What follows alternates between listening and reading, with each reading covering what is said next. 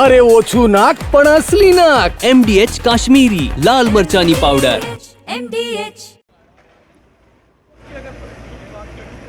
ચંડોળા તળાવ demolition phase 2ની કામગીરી છે તે શરૂઆત થઈ ચૂકી છે. આપ દ્રશ્યોમાં જોઈ શકો છો કે અલગ અલગ 50 જેટલા JCB અને હિટાચી મશીન દ્વારા જે છે હવે જે ચંડોળા તળાવમાં જે ડિમોલેશન થયું હતું તેમાં જે ફેઝ 2ની કામગીરી છે એટલે કે અંદાજિત 2.5 લાખ સ્ક્વેર મીટર જેટલો ભાગ છે તે હવે ડિમોલેશન છે તે કરવામાં આવી રહ્યો છે. અને આપ દ્રશ્યો જે રીતે જોઈ શકો છો કે 7 વાગ્યાથી વહેલી સવારે 7 વાગ્યાથી ડિમોલેશનની કામગીરીની શરૂઆત થઈ ચૂકી છે. 3000 જેટલા પોલીસ કર્મીઓ અને 25 SRPની ટીમ છે તે બંદોબસ્તમાં જોડાઈ છે. કોઈ પણ અનિચ્છનીય બનાવ ન બને તેને લઈને પોલીસના ઉચ્ચ અધિકારીઓ પણ છે આ બંદોબસ્તમાં જોડાયા છે. JCP, DCP, SCP અને PI કક્ષાના અધિકારીઓ તેમજ SRPની તમામ ટુકડીઓ છે જે ચંડોળા તળાવ ફરતે જે ડિમોલેશન થઈ રહ્યું છે ત્યારે આ ડિમોલેશન એટલે કે ચંડોળા તળાવ ફરતે છે બંદોબસ્ત ગોઠવવામાં આવશે. અને જે રીતે ફેઝ 2ની શરૂઆત થઈ ગઈ છે, ફેઝ 1માં પણ 1.5 લાખ સ્ક્વેર મીટર જેટલી જગ્યા છે તે ક્લિયર કરવામાં આવી હતી ત્યારે હવે વધેલી જે 2.5 લાખ સ્ક્વેર મીટર જગ્યા છે તેને અત્યારે ડિમોલેશન શરૂ કરવામાં આવ્યું છે. મહત્વનું છે કે કોર્પોરેશન દ્વારા એક નિર્ણય પણ લેવામાં આવ્યો હતો અને ગઈકાલથી જ લોકોને પણ કહેવામાં આવ્યું હતું કે તેમની ઘરવખરી છે તે લઈ અને અન્ય જગ્યાઓ પર સ્થળાંતરિત થઈ જાય તેવા અલગ અલગ મેસેજો અને વિડીયો તેમજ મૌખિક સૂચનાઓ છે તે આપવામાં આવી હતી. ગઈકાલ રાતથી જ જે અહીં રહેતા તમામ લોકો છે તેઓ પોતાની ઘર વખરી અને પોતાનો અન્ય સામાન છે તે લઈ અને અન્ય સ્થળ પર જે છે સ્થળાંતર થઈ ચૂક્યા હતા ને એટલે આજ વહેલી સવારથી એટલે કે 7 વાગ્યાથી છે આ પ્રમાણે ડિમોલેશન ફેઝ 2ની શરૂઆત છે થઈ ચૂકી છે. અંદાજે 3 થી 4 દિવસ છે આ ડિમોલેશન ચાલવાનું છે. કેમેરા પર્સન ચિરાગ રાવલ સાથે હરીન માત્રાવાડિયા, TV9 અમદાવાદ. ફરી એકવાર પોલીસ કાફલા સાથે મળી બાંગ્લાદેશની કાયાપલટનું અભિયાન શરૂ થયું છે.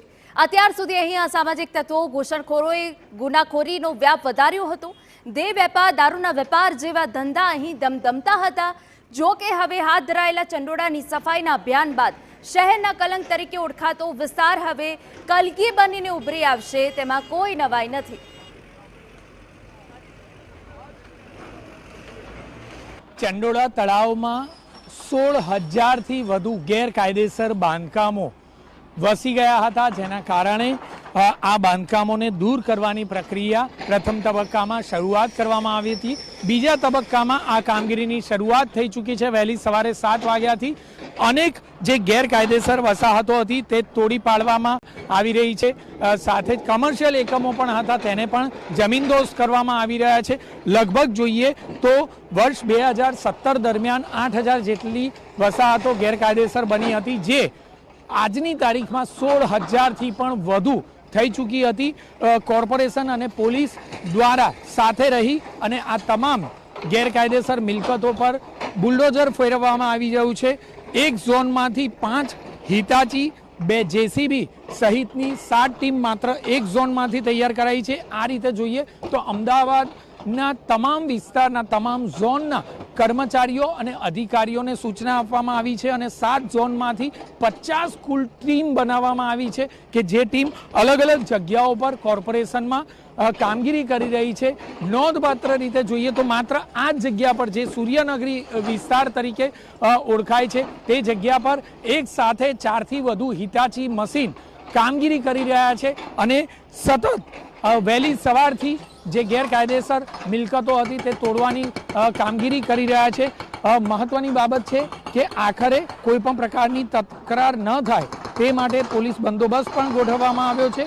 2 ફાયર વિભાગની તેમજ 4 જેટલી મેડિકલ વાનની ટીમ પણ ગોઠવવામાં આવી છે, જેથી કરીને કોઈ પણ વ્યક્તિને કોઈ પણ પ્રકારની મુશ્કેલી થાય, કોઈ પણ પ્રકારે આગની ઘટના થાય તો ત્વરિત સેવાનો લાભ આપી શકાય અને સ્થિતિને કાબૂમાં મેળવી શકાય તે પ્રકારની તૈયારીઓ તંત્ર દ્વારા કરાઈ છે.